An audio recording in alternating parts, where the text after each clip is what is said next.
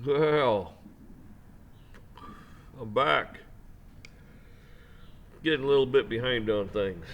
Well, here, anyways. Just been busy, kind of hard to keep up with this and doing what I really have to do.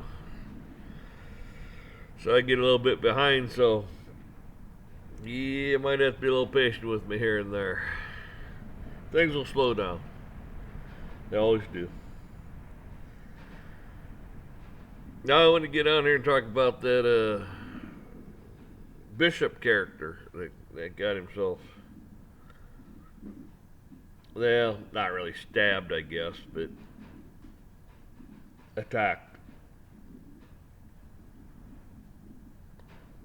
I guess the Muslim, that 15-year-old Muslim that decided he was going to do this, I guess his switchblade or whatever it was didn't deploy like it's supposed to.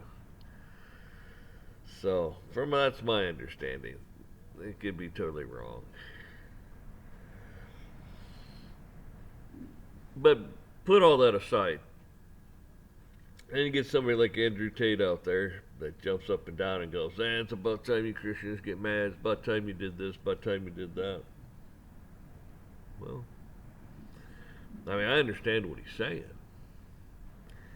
But the problem with what he's saying is Christians do get mad. They do get pissed off. And if you're being attacked, you have a right to defend yourself while you're being attacked. Okay? The minute the attack's over and you're safe or you feel safe, then vengeance is the Lord's. All right? Now, if they come back, you got a right to defend yourself and eliminate the situation, the attack, the attackers. Okay?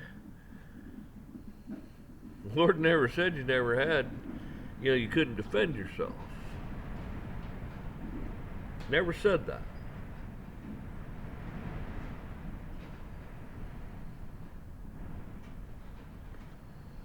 Because the people understand if you're being attacked, you have the right to defend yourself. And people understand that, except these idiot judges and prosecutors and stuff. They're just out there because they're evil, Satanists.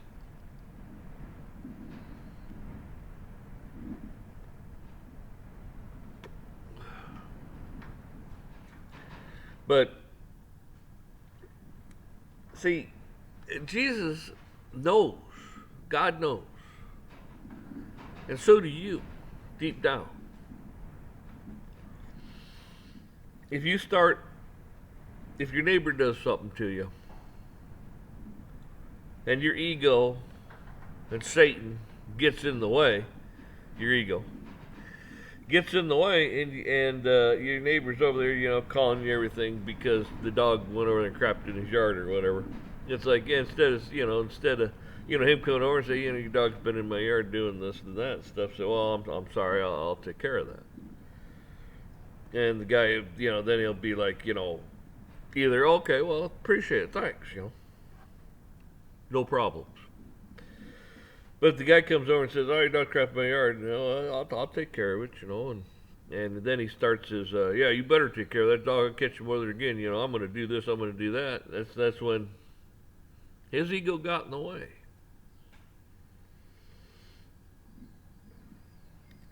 Then all of a sudden you pump up, going, "Oh, really? You think so, huh?" And then you got a feud going. Instead of looking at the guy going, "Listen, I understand you're upset. And I told you I'd take care of it." I said, the problem is, you're going to do this, and then I'll do that, and then you'll do this, and then we're going to have a huge problem, and one of us is going to end up dead. So isn't it easier to live together because we live right next door to each other, live in peace and get along with each other, than than to escalate this whole situation. I told you I'd take care of it, and I will. And I'm going to try, I'll put up a fence or put my dog on a chain or whatever I need to do to make sure he doesn't go over your yard. Then you look at him and say, is that acceptable? And if he goes, well, okay, and then it's like, I'm sorry you got upset because of it. Then if he comes to reason and goes, oh, yeah, okay, I get it. I'm sorry, I overreacted, I was upset. You're like, dude, it's okay, I get it, We're friends, right? Yeah, okay. And then you can continue being friends instead of sitting there fighting with each other.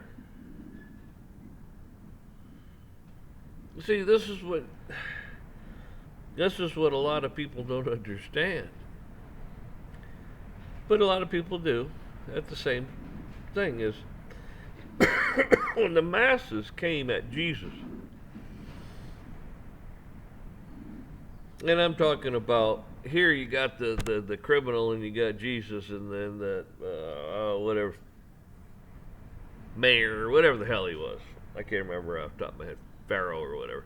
Says, listen, do we put this guy to death, the criminal, or we put Jesus to death? They yell Jesus. The crowd yells Jesus. It's like they were riled up demonically, and they were yelling to kill innocent, totally innocent, never did anything wrong, sinless, the whole thing, to kill Jesus. Well, at that point in time, Jesus could have said, Lord, and he could have wiped out humanity right then and there. He could have wiped those people out if he wanted to. But then where would your salvation be? He killed all these people to save you? I mean, isn't that kind of an oxymoron?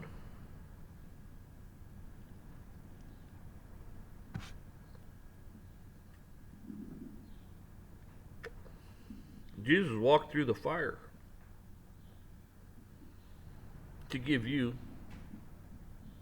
eternal life, to wash you from your sins. Now, God can do anything he wants. It's his planet. It's his world. It's his everything. He can do anything he wants. It's all his. You belong to him too. He can do whatever he wants. But he chose not to. See, he didn't kill a whole bunch of people to say, oh, now all of a sudden here, you have eternal life, but I had to kill all these people to give it to you. No, he didn't. He let them live. Jesus still rose again. They couldn't stop it.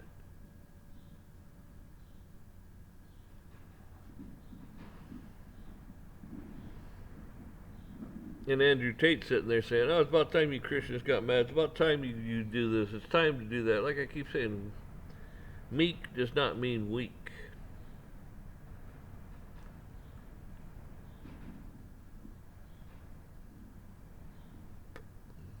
Just like it says in the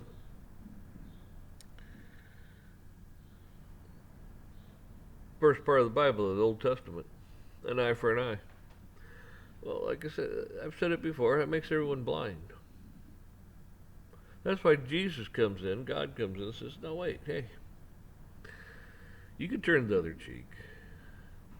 There's a point to where you can turn the other cheek and let it be. Not escalate the situation. But then when they're trying to kill you, that's a whole other story. Now it's starting to get a little more serious.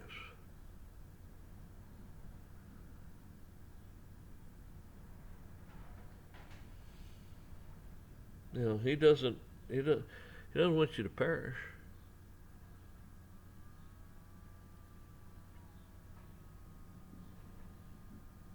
He wants you to be able to defend yourself. He told his disciples that.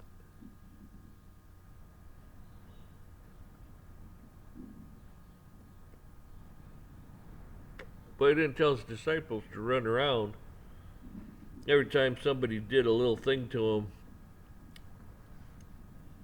I don't know. I don't know what the big thing back then was. I don't know.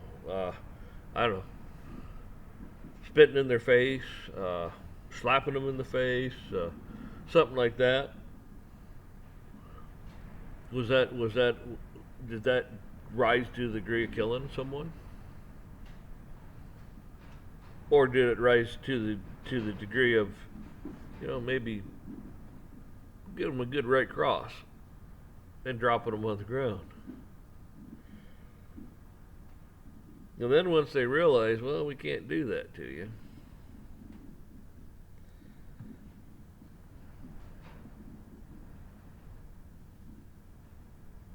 then do you just they kind of earn some respect for you?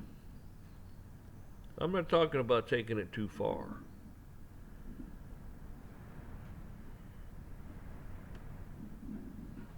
I'm talking about just doing what you have to do. And that's it. If someone's trying to harm you and kill you, you have a right to, I feel, defend yourself. If somebody's doing something else to you and they just kind of like won't stop, you gave it to Jesus. Did Jesus say, well, I'll take care of it? I get that.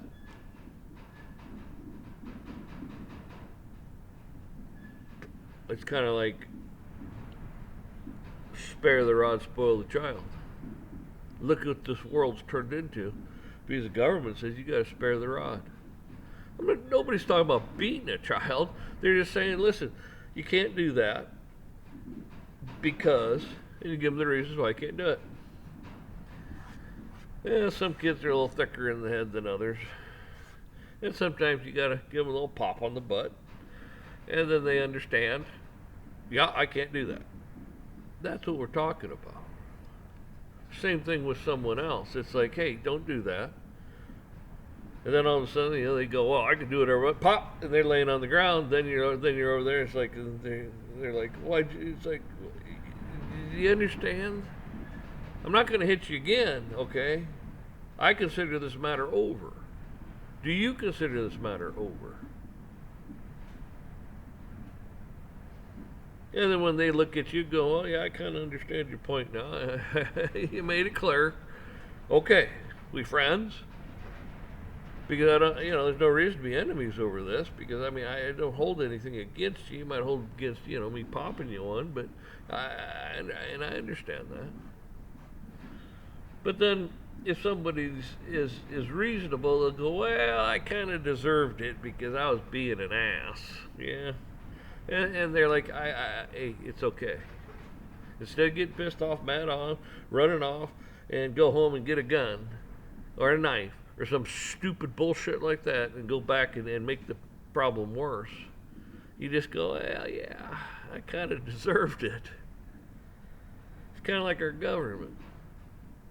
They deserve certain things happening to them because they're out of control. They're tyrants and dictators and everything else you can possibly think of. Cain and Abel.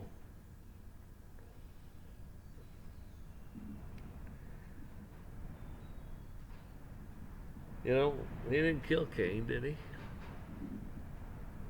No, he didn't. He could have, but he didn't. He let that bloodline live.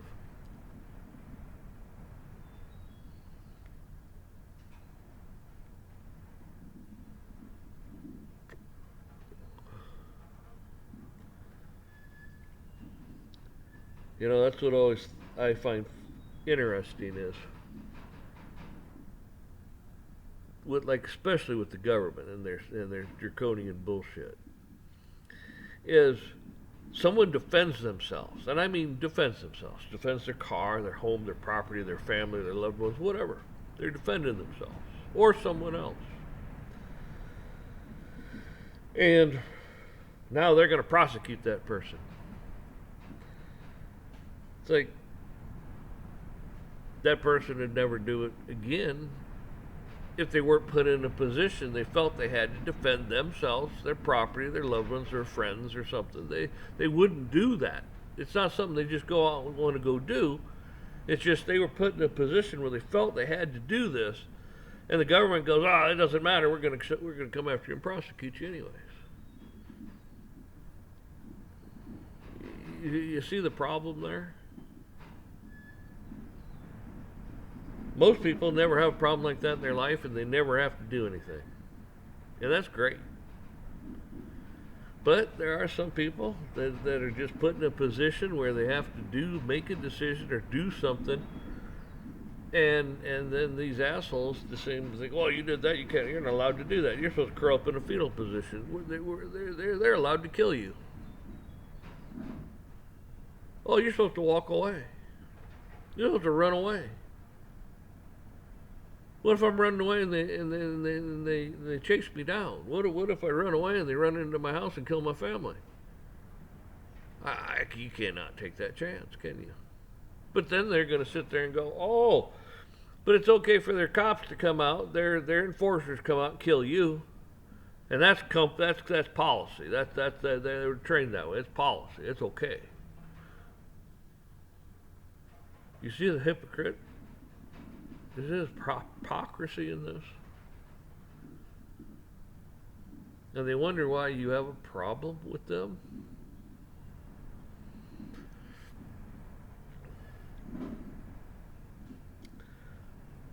Most people can understand. They mind their own business, and then something happens, and it's just like getting in an accident.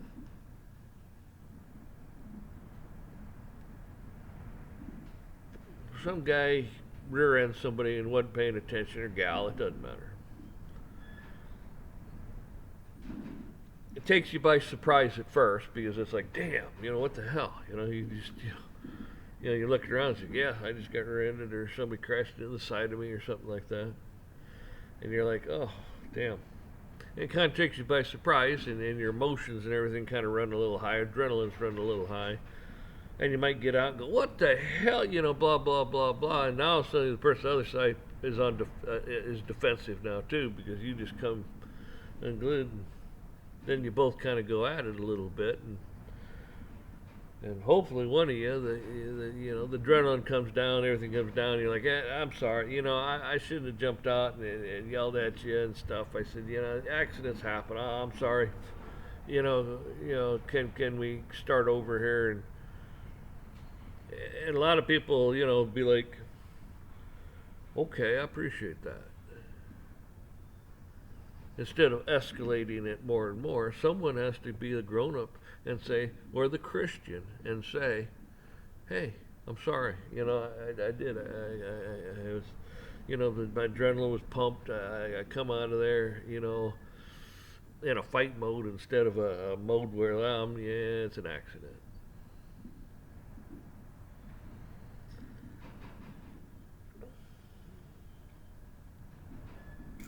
And people like Andrew Tate, that it's about time the Christians got mad. Well, they do get mad. But they also understand there's a point to where you have to take care of something at the moment, in the moment. And then later, it's God. It's up to God. Vengeance is the Lord's.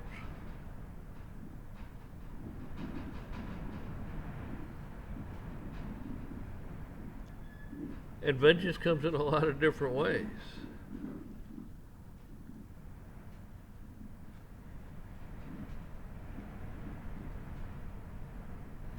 I mean, it looked like to me when I saw the film clip of that bishop, the congregation acted fairly quickly on it. And they just took it to the point to where the person was subdued. Looked to me like. They did everything right. Because the guy didn't just come up and rush the bishop, because then the bishop would have been like, maybe ready. The guy was kind of like walking up, and all of a sudden it was just within arm's length. Then he started to attack him. So the bishop started thinking, a lot of people come up to me like that, ask me a question or something, or blah, blah, blah. He wasn't really thinking about being attacked until he started to be attacked, because there was no sign of it. There was no warning signs. And the congregation acted quickly. And we all hope he's fine, he's good, and nothing, he makes a full recovery of the whole thing.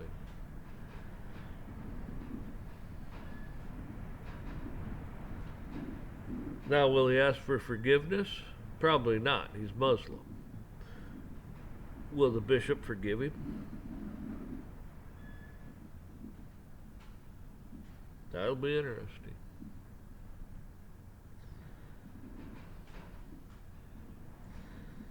But you can't just sit there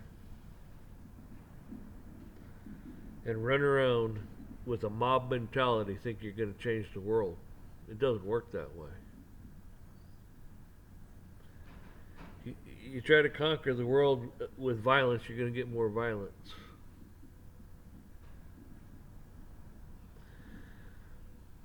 Jesus came in.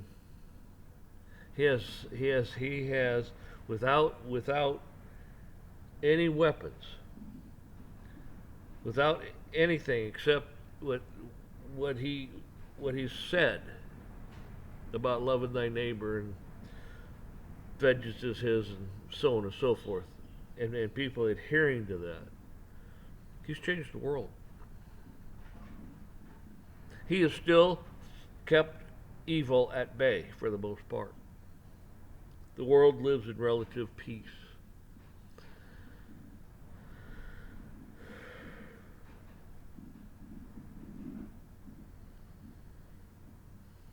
Is there a time coming when he removes his grace from this?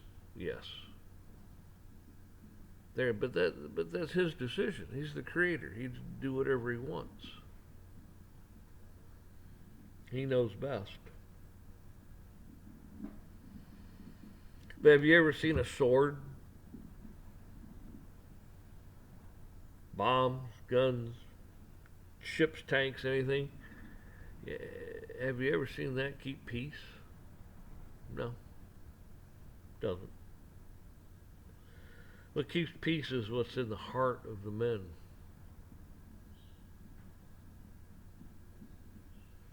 And their beliefs and their convictions.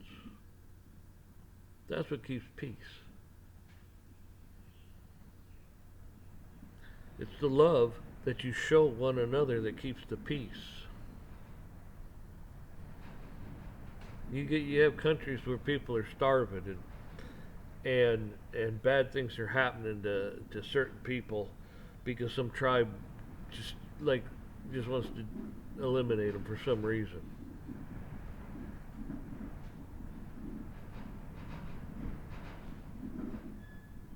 And you go in and you feed these people.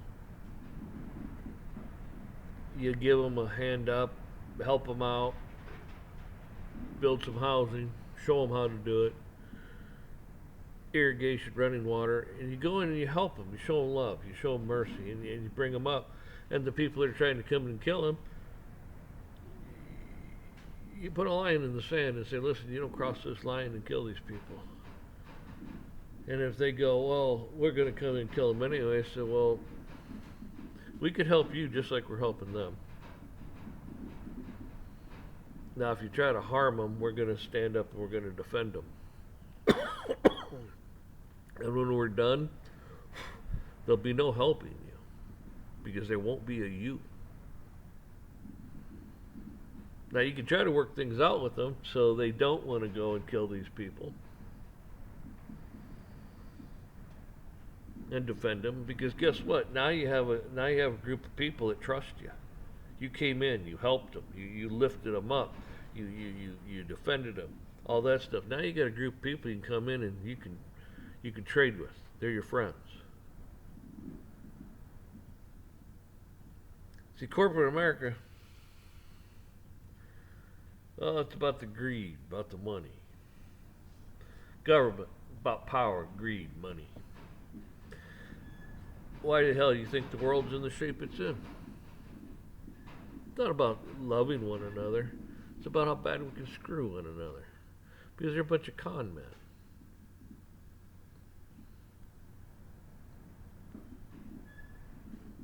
You gotta actually care about the other person, the people.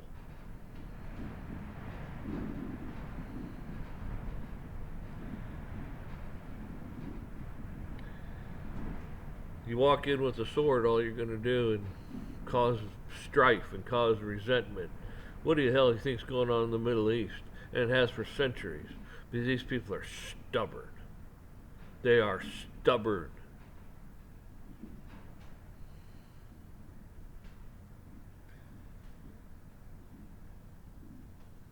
And you can't tell me a majority of the Jewish people and a majority of the German people, a majority of the Jewish people understand, yes, Hitler was a bad guy and he did a lot of bad things. But do you think they hold the German people of today at that same standard? That Hitler, or lack of, I should say. Like, these Germans are all evil. No, a lot of the Germans are like, man, that's a terrible thing Hitler did. And they have no malice or anything against the Jewish people, and Jewish people have no malice or anything against the Germans of today, because they understand. There was a bad guy. He was an antichrist. He was a sadistic son of a bitch. And he did a lot of bad things, and they understand that. But they're not holding the German people still accountable for it. Now, there are probably some that do. Just like today, we have a lot of blacks and stuff that still think, they're owed reparations because of what the white people did to them. Well, what we did was wrong. I mean, you shouldn't have been slaves in the first place. That shouldn't have happened. But it did. We made it right. A lot of men and women died, among other things. But a lot of men and women died to give them their freedom, because we knew it was wrong.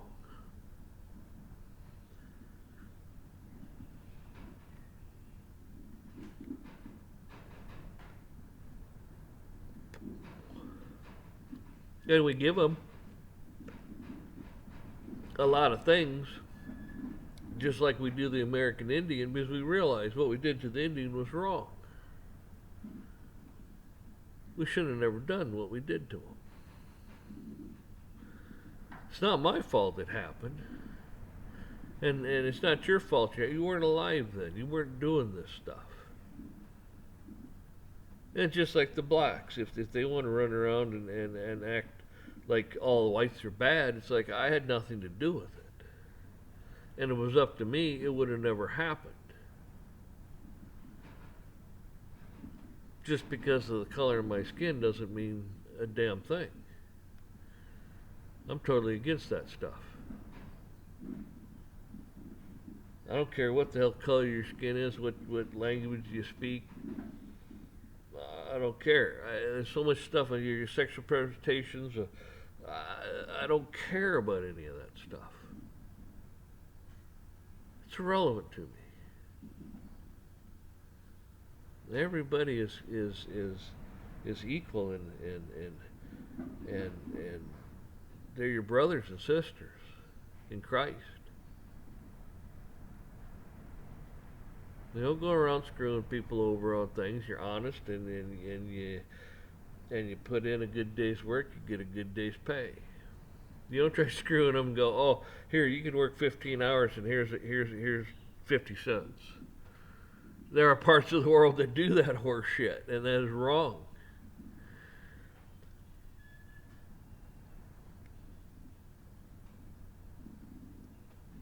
And any corporation that walks in and does shit like that, and we got to maximize profits so we can get our stock options, and we can get our bonuses and our profit sharing and the whole 9 yards, and we're not going to pay these people crap because we got to do what? You're not going to pay them crap because of you? You're better than them? They're out there busting their butt so you can do what? You'll still be fine. You'll still be okay. You want to make sure your workers are okay too. It's not about being greedy. It's about taking care of your fellow man and your fellow woman, your brothers and your sisters. and their children too. And you can sleep a whole lot better at night knowing that these people are making as good a salary as you can give them without breaking the company.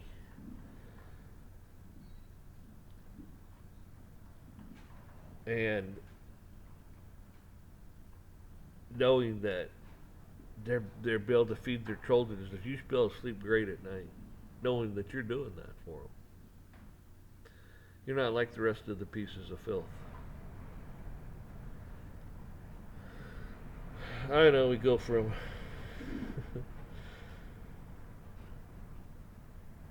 talking about the bishop being attacked to that.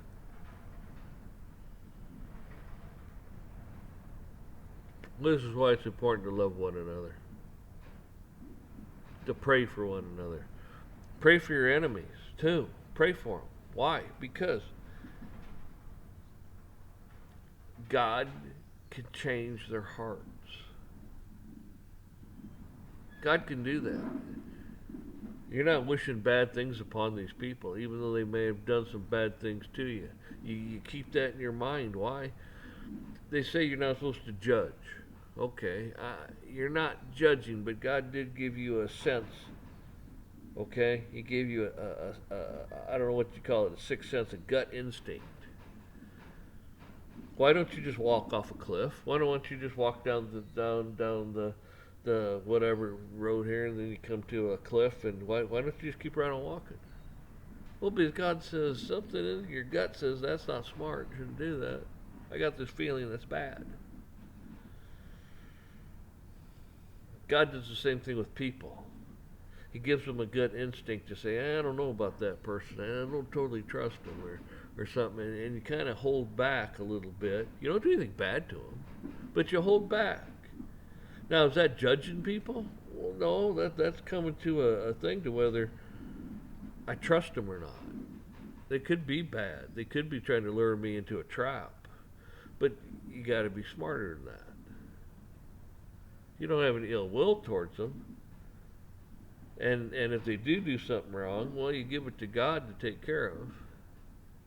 But you don't go back and like trust the person because God gave you this gut.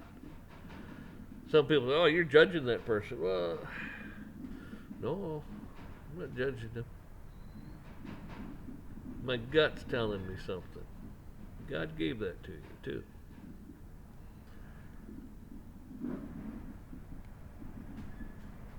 You know exactly what I'm talking about. So I've rambled on long enough. I could ramble on for a long time on this too, but a lot more has been accomplished through peace. Okay? You can come up with a peace deal after you've killed billions and billions of people. Oh, yeah, you can come up with a peace deal. Sure. But what the hell is that? It's not worth the paper it's printed on. Because the people that you've just destroyed don't like you. Look at the Middle East. They come with all kinds of peace accords and this and that stuff, and they're still killing each other, still fighting. This has been going on for thousands and thousands of years. And they're supposed to, because they got all these Buddha, Muslims, they got all these other cults, not religion, cults. And they're not, none of them are following a basic principle of forgiveness and love. Didn't say you had to trust them right away. You gotta hold back a little bit. That comes with time. Like the other day, I don't know, I was talking about, I don't know if I even put it out yet, about, you know, the American Indian, when we landed, you know, trusting, like animals do, trusting. You know, at first you're like, man, you look totally weird. And they look totally weird to you. And it's like, after a while, you know, you do, you know, from a distance you do a little trade, and then after a while, you know, you're trading face to face, and you build trust. You build a trust with them.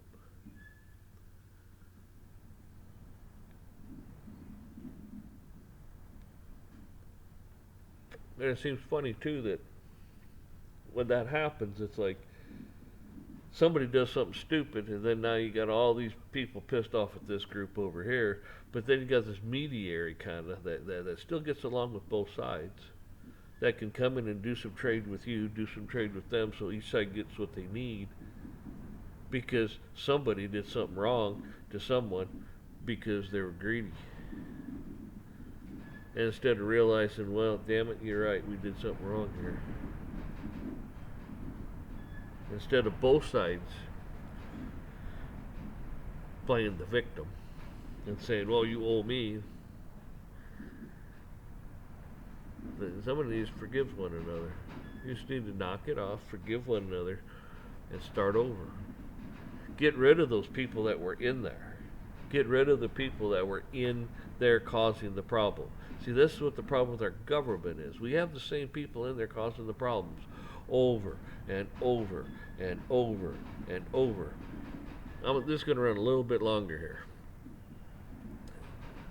And this is what's good about Trump. Trump's been in there and he's being lambasted with these bastards. He has found out firsthand, probably the first president in the history of the world has found out how corrupt the court systems are, how corrupt the prosecutors are, how corrupt this whole system is. FBI, the DOJ, the whole 9 yards. So hopefully, if he gets elected, if he lives through it, he walks in and changes this whole mess. He passes legislation that changes this whole thing.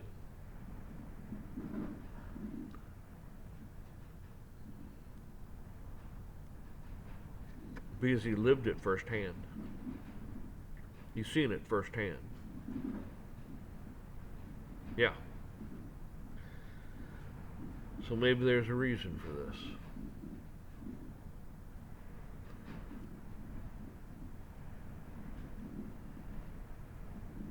It's just conjecture. But if they can do it to him, they can do it to anyone. So, hopefully, a lot of these people won't have jobs, and he'll put good people in their place.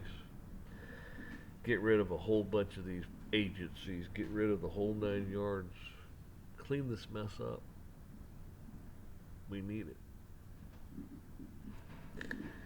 They call it the deep state. There shouldn't be any state whatsoever. Limited government, that's what it was. Limited, very, very, very limited. And they have taken over because they just said, we can. We claim that right. We claim it, we claim it, we claim it. And you're looking at them going, no, you can't claim nothing. Oh, yeah? And they'll send their enforcers out to beat knots on your head or kill you. Yeah, and their enforcers come out and they're going to do their job because they can't think for themselves. I got to stop here. This is going to get really long. But y'all keep praying for each other and taking care of one another. That's what it's about. That's what it's about. And God will reward you because you're doing His will. I'm rooting for you.